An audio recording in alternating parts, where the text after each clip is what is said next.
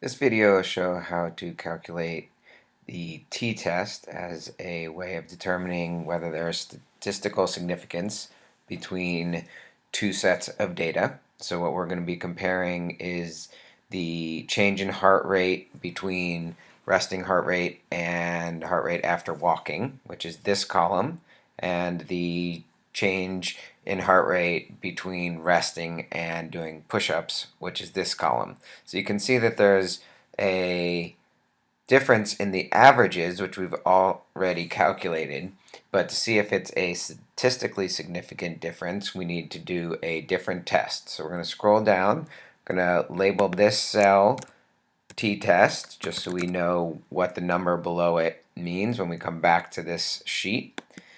Going to click the cell below, start the formula with equals, and then start typing in t-test, and two t's will do it. Choose t-test, and then you need to follow this order very carefully to do it correctly. So you're going to first highlight one data set, and that'll show up here.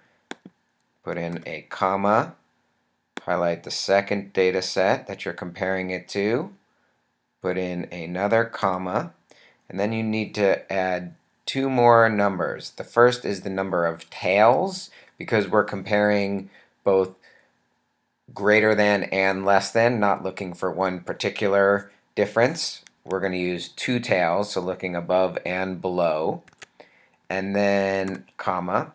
And finally, the type you're going to enter is type 3, which does not assume that the variation in both sets is the same. And since we don't have a reason within this experiment to assume that, we're going to use type 3, close parentheses, and click return, and it's going to give you a p-value.